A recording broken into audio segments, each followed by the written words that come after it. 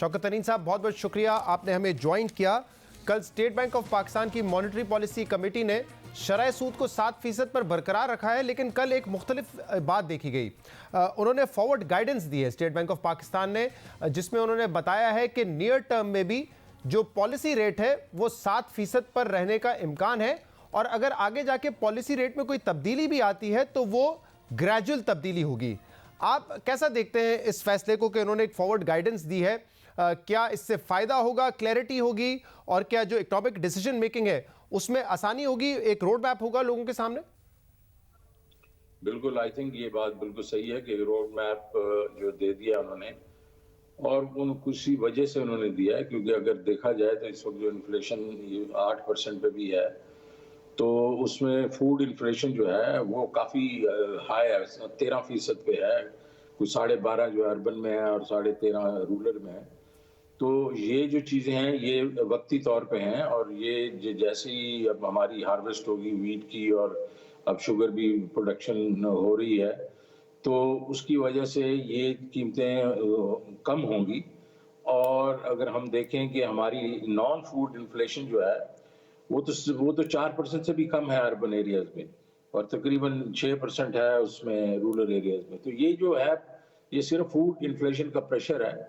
उसकी वजह से इनको मालूम है कि अगले ये जो जनवरी का महीना है, इसके बीच में भी जब ये कंपेयर करेंगे पिछले जनवरी से, तो फूड जो टोटल इन्फ्लेशन होगी वो तकरीबन 7% से भी नीचे आ सकती है। तो ये इन्होंने एक अच्छी गाइडेंस दे दी है ताकि लोगों को, people should be at ease के, और ये टारगेटिंग कर रहे हैं ज़्यादातर ये कोर इन्फ्लेशन पे, जो इस वक्त भी कोई 6.4% पे है। तो I think they have got a question. सही। तो आपको नहीं लगता कि नियर टर्म ये सूरत हाल होगी कि महंगाई होगी, जिसकी वजह से दोबारा पॉलिसी रेट बढ़ाना पड़ेगा, और जिसकी वजह से दोबारा हम एक कॉन्ट्रैक्शन देख सकते हैं इकोनॉमी में? ये सूरत हाल अनकरीब आपको नहीं नजर आ रही है? अनकरीब तो मुझे नजर नहीं आ रही, लेकिन देखें जी, इसका कुछ कहा नहीं जा सकता कि आप अप्रैल मई में अगर आपके IMF प्रोग्राम में फिर से जाना शुरू करें और वो आपको मजबूर करें कि आप इलेक्ट्रिसिटी प्राइसेस बढ़ाएं, फ्यूल प्राइसेस बढ़ाएं, और वो अगर उन्होंने ज़्यादा बढ़ा दी, और क्योंकि सर्कुलर डेट भी बढ़ता जा रहा है, तो हो सकता है कि 3-4 महीने के बाद ये सूरत हाल हो सकती है। पर मेरा ख्याल में अभी से लेके ये मई तक जो है वो तो मेरा बेनाइन रहेगी, ऐसी रहेगी। शौकत अली साहब, हमने देखा कि जो इस माली साल के पहले 5 माह थे उसमें आपका जो करंट अकाउंट है वो सरप्लस में रहा, लेकिन अब जो नंबर दिसंबर के आए हैं उसमें $462 मिलियन का डेफिसिट है। ओवरऑल अभी भी 6 माह में तकरीबन $1.1 बिलियन का करंट अकाउंट सरप्लस है। लेकिन गोइंग फॉरवर्ड ये कितना कंसर्निंग हो सकता है? क्योंकि पहले भी हमने एक ह्यूज करंट अकाउंट सरप्लस देखा है, $19-20 बिलियन का, उससे अब नीचे आए हैं। इकोनॉमी यहाँ से अगर ग्रो करना शुरू करती है, दोबारा आपका इंपोर्ट बिल बढ़ेगा, आपका ये डेफिसिट बढ़ सकता है। ये कितने कंसर्न की बात है इस वक्त, कितनी तशवीश की बात है? देखिए, अगर आप देखें, वो 20 बिलियन का जो करंट अकाउंट डेफिसिट था वो दो वजह से कम हुआ था। एक तो ये थी कि आपकी जो इंपोर्ट्स थी वो श्रिंक कर गई, एक्सपोर्ट ने भी श्रिंक किया, लेकिन आपकी वो इतनी नहीं श्रिंक की उन्होंने जितनी कि इंपोर्ट्स ने किया, और वो ऑयल प्राइसेस की वजह से। ऑयल प्राइसेस गिर गई, और आपकी डिमांड जब कम हुई तो इंपोर्ट्स गिर गई। अब जो पिछले 6 महीने में देखा जा रहा है कि आपकी लेकिन अच्छी चीज़ ये हुई कि जो रेमिटेंसेस थी वो बरकरार रहीं, वो उन्होंने उसमें कमी नहीं आई, थोड़ी सी कुछ थोड़ा ज़्यादा ही हुई।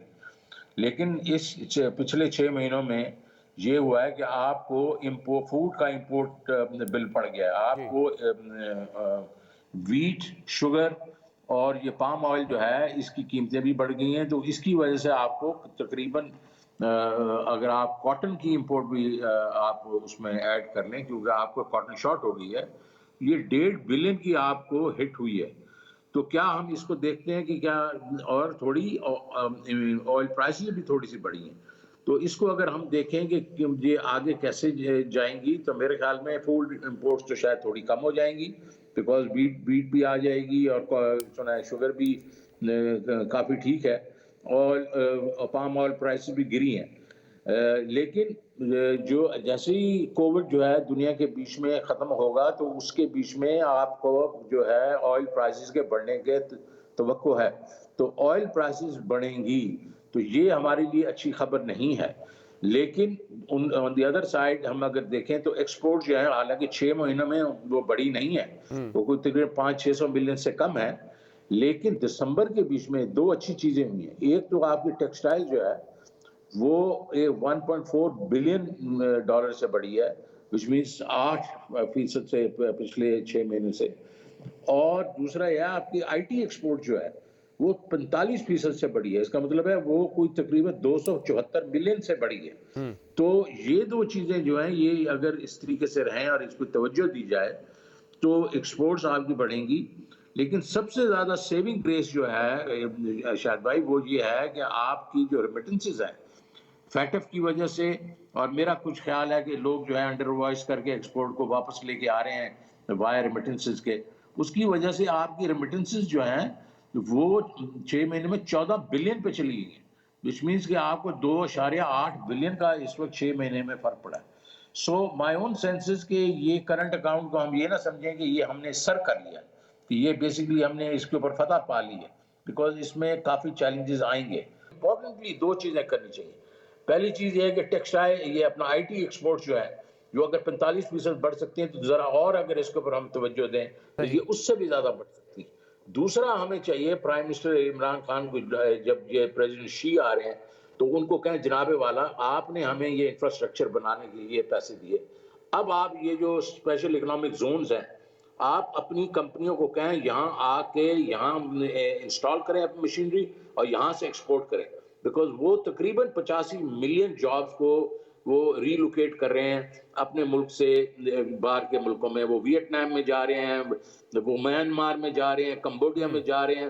वो चाहिए कि हमारे पास आए क्योंकि उन्होंने हमारे लिए ये पैसे खर्च किए हैं $60 बिलियन। तो ये बहुत जरूरी है कि हमें इस वक्त ये स्पेशल इकोनॉमिक जोन को हमने बसाना है।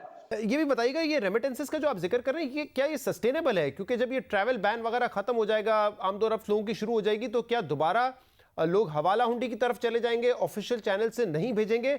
या आपको लगता है ये रेमिटेंसेस जो है वो सस्टेनेबल है?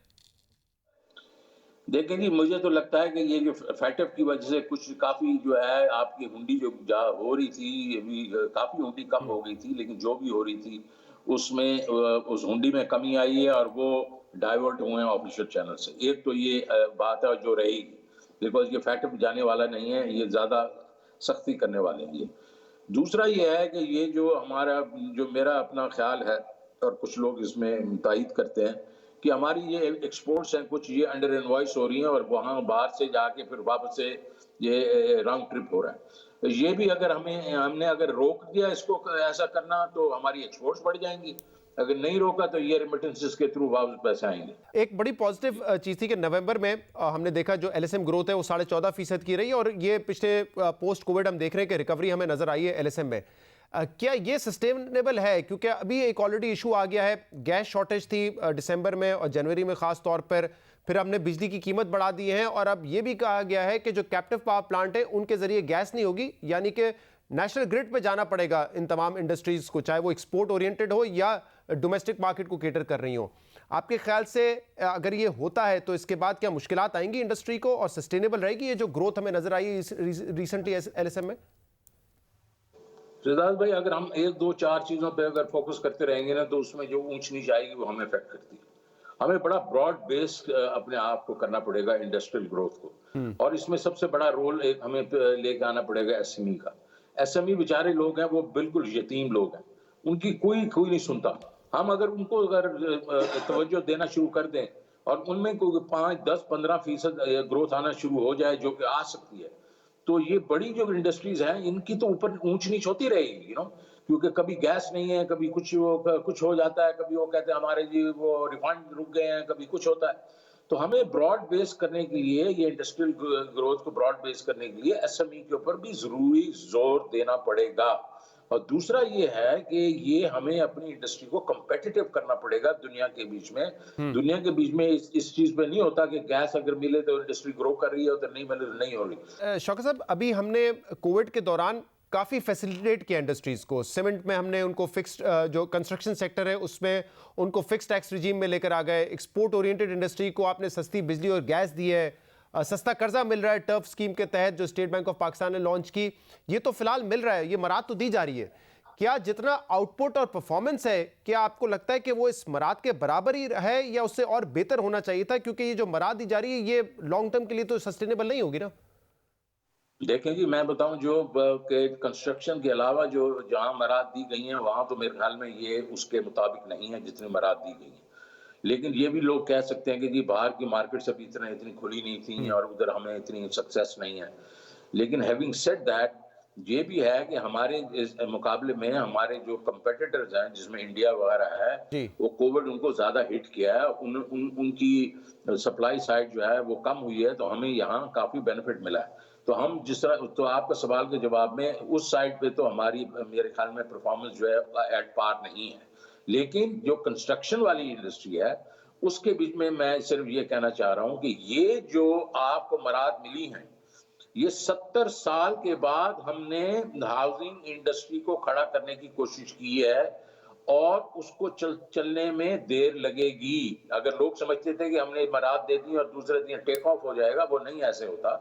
इसके बीच में बैंकों का भी रोल आता है, इसके बीच में लोगों की अपनी एटीट्यूड भी होता है। उसके बाद जो आपका जो डेवलपर्स ने घर बनाने होते हैं ताकि लोग फिर जाके घर खरीदते हैं, तो ये सारी चीज जो है इसमें टाइम लगता है, वो अब आहिस्ता आहिस्ता टेक ऑफ करने वाली है। और दूसरा जो लीगल साइड इन्होंने कवर की है, फोरक्लोजर लॉ, वो बहुत बड़ी कामयाबी है। तो उसकी वजह से आप देखेंगे इकोनॉमी को अगले चंद सालों में 1 से 2% पर ईयर इंक्रीमेंटल ग्रोथ मिलेगी इसकी वजह से। बहुत बहुत शुक्रिया।